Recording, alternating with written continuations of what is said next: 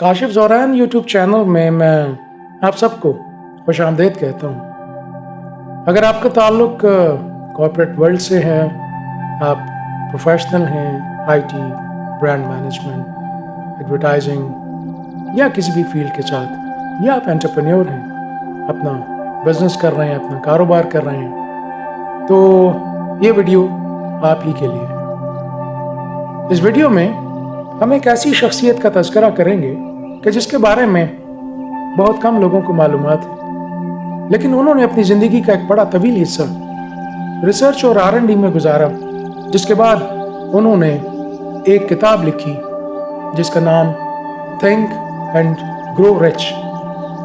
दाना कहते हैं कि इस्तिकामत में ही करामत है, और कुछ लोग सिर्फ ख्वाब देखते हैं, जबकि कुछ लोग उठते हैं और अपने ख्वाबों की ताबीर पाने के लिए मेहनत शुरू कर देते हैं। दुनिया में हर चीज़ दो बार बनती है, एक बार किसी के जहन में, दूसरी बार दुनिया में। अगर आपके जहन में आपकी कामयाबी की तस्वीर नहीं, तो हकीकत में भी आप कामयाब नहीं हो सकते। ये मैं नहीं कह रहा, ये नेपोलियन हिल ने कहा कि तुम वो बन जाते हो जो तुम सोचते हो।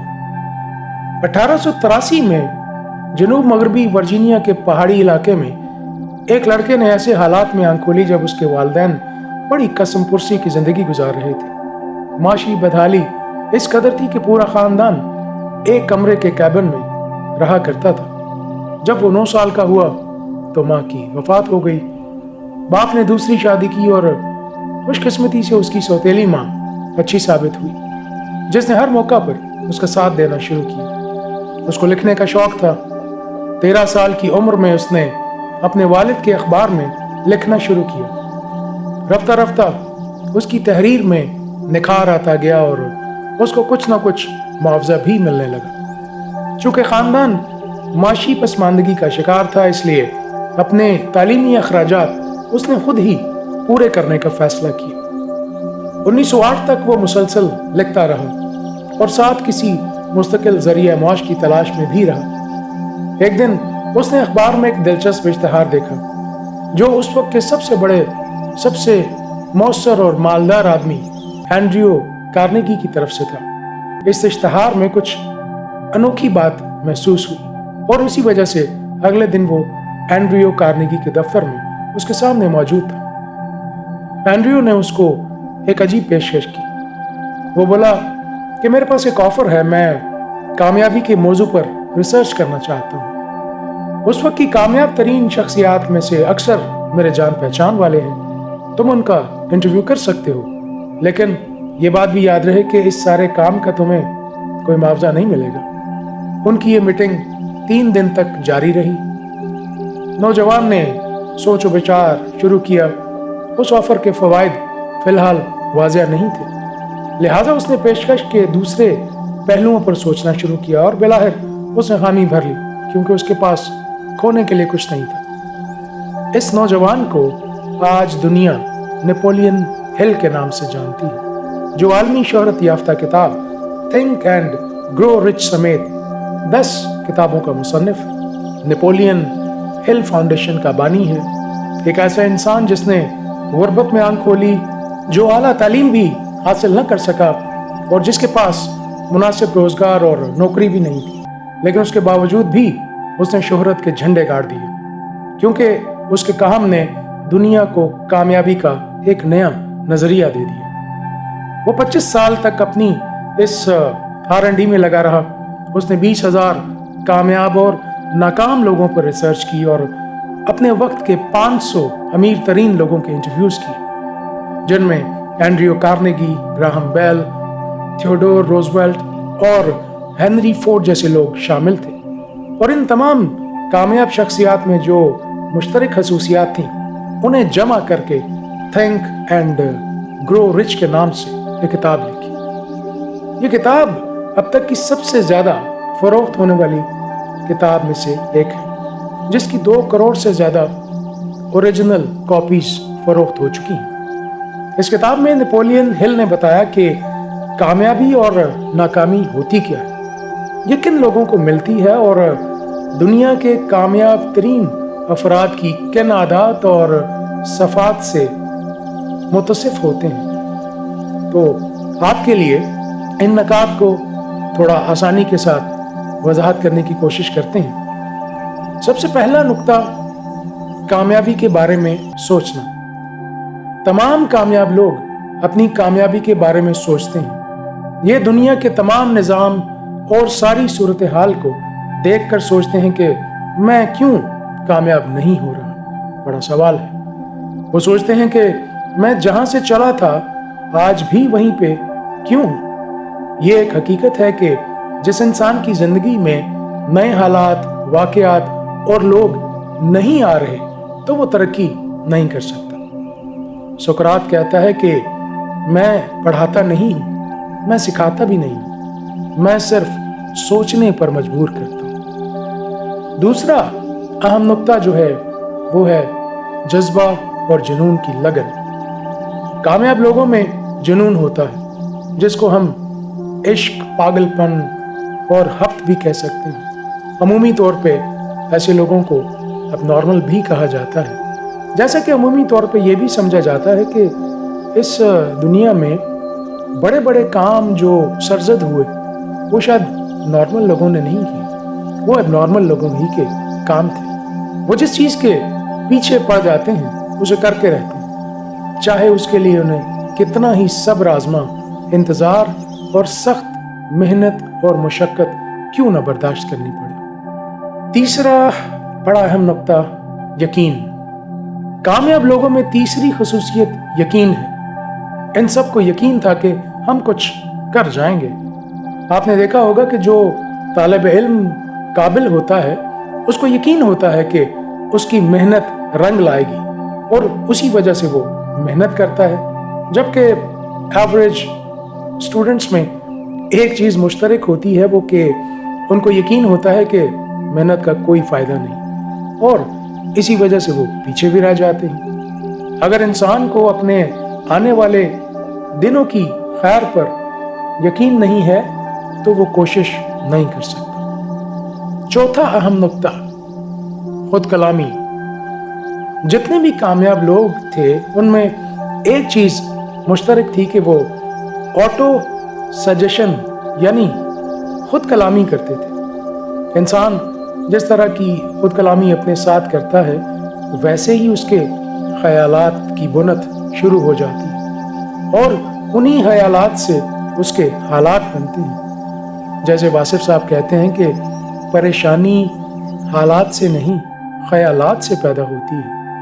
ये तमाम कामयाब लोग खुद कलामी के ज़रिए खुद को यकीन दिलाते रहते हैं कि हाँ, आई कैन डू दिस, मैं कर सकता हूँ, और उसी यकीन की बदौलत वो कामयाबी पाते हैं। पांचवा अहम नुक्ता कि वो एक मखसूस, एक ख़ास शोबे में कंसिस्टेंटली मेहनत करते हैं। इन तमाम लोगों ने एक मखसूस शोबे में मेहनत करके कामयाबी हासिल की होती है। जैसे एडिसन ने बल्ब पर काम किया और 1000 एक्सपेरिमेंट्स करने के बाद वो बल्ब रोशन करने में कामयाब हुआ। तो किसी ने उससे कहा कि 1000 कोशिशें बहुत ज़्यादा हैं, तो क्या तुम्हें ज़्यादा वक्त नहीं लगा? एडिसन ने बड़ा खूबसूरत जवाब दिया कि मैंने इससे भी सीखा। मैंने इससे ये सीखा कि कौन से ऐसे 1000 तरीके हैं जिनसे बल्ब रोशन नहीं होता। फिर इसी तरह ब्रिजस्टोन ने गाड़ियों की इंडस्ट्री को अडैप्ट किया और एंड्रियो कार्नेगी ने स्टील इंडस्ट्री पे फोकस किया। एक निश पकड़ने के बाद उन्होंने उस निश में अपनी पूरी तवानाइयाँ झोंक दी और फिर इवेंचुअली वो उस प्रोजेक्ट में कामयाबी के हकदार ठहरे। छठा और बड़ा अहम नुक्ता जो क्रिएटिविटी के साथ ताल्लुक़ रखता है कि ये तमाम लोग क्रिएटिविटी और इमेजिनेशन के गुरु थे। ये ख्वाब देखते थे और उसकी ताबीर के लिए एफर्ट शुरू कर देते थे और फिर कामयाब हो जाते थे। अल्लाह ताला की ज़ात ہر انسان کو ایک موقع ضرور دیتا ہے۔ ہم سمجھتے ہیں کہ موقع صرف قسمت والوں کو ملتا ہے، حالانکہ یہ سوچ ہی غلط ہے۔ موقع کی تیاری کا نام ہی قسمت ہے۔ 7واں اور بڑا اہم نقطہ ہے پلاننگ، منصوبہ بندی، اور اس کے بارے میں کہا جاتا ہے کہ 80% of your project is your home work. آپ کی پلاننگ، آپ کا جو منصوبہ آپ بنا رہے ہیں، ایگزیکیوشن تو صرف 20% ہوتی ہے۔ کامیاب لوگوں میں 7ویں بڑی خوبی یہی تھی کہ یہ لوگ انتہائی منظم انداز میں وقت گزارتے تھے۔ اور یہ بات یاد رکھیں کہ پلاننگ بڑے کاموں کی نہیں بلکہ چھوٹے کاموں کی ہوتی ہے۔ پلاننگ کو اگر ہم ایک جملے میں سم اپ کرنا چاہیں تو کچھ یوں ہوگا کہ وسائل اور ذرائع کو بہترین انداز میں استعمال کرنا۔ اب جو ان وسائل اور ذرائع کو جتنا افیکٹولی استعمال کرے گا وہ اتنا ہی زیادہ کامیاب ہوگا۔ 8واں بڑا اہم نقطہ ہے دیٹ از ضبط نفس، کنٹرول۔ کامیاب لوگوں میں ایک خوبی یہ بھی ہے کہ یہ سب لوگ خود پر کنٹرول کرنا جانتے تھے۔ ان لوگوں نے خود کو اپنے موڈ کے تابع نہیں کیا بلکہ موڈ کو اپنے تابع کیا۔ موڈ کو انہوں نے سپروائز کیا، انہوں نے لیڈ کیا۔ ہر وہ انسان جو اپنے مزاج اور کیفیت کے ساتھ لڑنا جانتا ہو اور اس کو کنٹرول کر سکتا ہو، وہ بڑے شارٹ پیریڈ میں بڑے آؤٹ اسٹینڈنگ ریزلٹس جو ہیں وہ پروڈیوس کر سکتا ہے۔ ہر نقطہ بڑا امپورٹنٹ ہے۔ 9واں نقطہ استقامت، ڈٹرمینیشن۔ ان میں یہ بھی ایک بڑی خوبی تھی کہ they were determined۔ یہ لوگ اپنے ارادوں پر ڈٹے رہتے اور کیسے بھی مشکل حالات ان پر آئیں وہ اپنے عزائم سے پیچھے نہ ہٹتے۔ جیسے دانا کہتے ہیں کہ استقامت میں ہی کرامت ہے۔ ڈٹرمینیشن والے انسان کے ساتھ یقینی طور پر اللہ کی مدد ہوتی ہے اور یہی مدد اس کو کسی بڑے نتیجے پہ پہنچا دیتی ہے۔ اور اگلا بڑا اہم 10واں نقطہ that is power of mindset. کامیاب لوگوں کی ایک خوبی یہ بھی تھی کہ انہوں نے اپنی ذہانت، تجربے اور ریسرچ سے بھرپور فائدہ اٹھایا، اور اس کے ساتھ جتنے بھی بڑے دماغ کے لوگ تھے انہیں اپنے حلقہ مشاورت میں شامل کیا۔ دوسرے لفظوں میں ٹیم ورک اور ان کی خدمات سے پوری طرح مستفید ہوئے۔ ان کے نزدیک ایک اور ایک دو نہیں بلکہ 11 ہوتے ہیں۔ بریلینٹ آؤٹ اسٹینڈنگ دماغوں کی مدد سے انہوں نے عظیم الشان کامیابیاں حاصل کی۔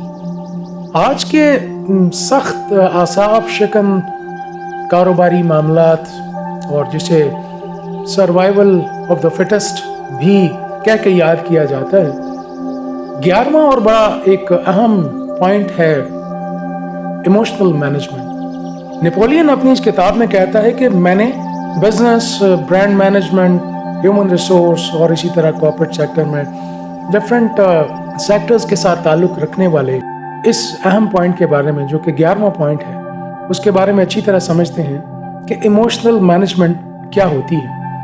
نیپولین اپنی اس کتاب میں کہتا ہے کہ میں نے 2000 سالہ انسانی تاریخ کی بڑی شخصیات کی بایوگرافیز کو پڑھا، اور ایک چیز جو سب میں نے کامن دیکھی کہ جو بھی بڑا انسان بنتا ہے اس کے پیچھے کوئی نہ کوئی ایک اہم واقعہ، کوئی انسیڈنٹ، کوئی چینج میکنگ انسیڈنٹ جو ہے وہ ضرور ہوتا ہے۔ اس واقعے کی وجہ سے شاید اس کا دل ٹوٹا، اس نے اپنے جذبات کو دوسرا رخ دیا اور وہ بڑا انسان بن گیا۔ انسان کے 2 جذبات ایسے ہیں جن میں تباہ کرنے اور بنانے کی مکمل صلاحیت موجود ہے، ایک غصہ اور دوسرا محبت۔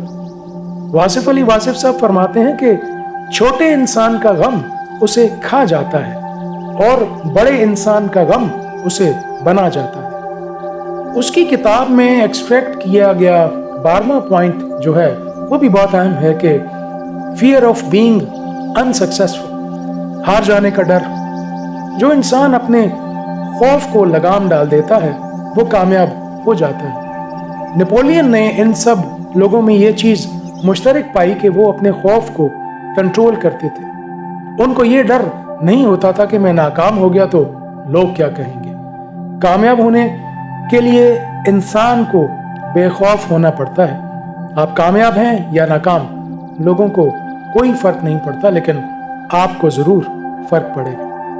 مجھے یقین ہے کہ یہ 12 اہم نکات جو نیپولین ہل کی کتاب تھنک اینڈ گرو رچ سے ایکسٹریکٹ کیے گئے ہیں، آپ کی پروفیشنل لائف میں کہیں نہ کہیں آپ کو بوسٹ ضرور دیں گے۔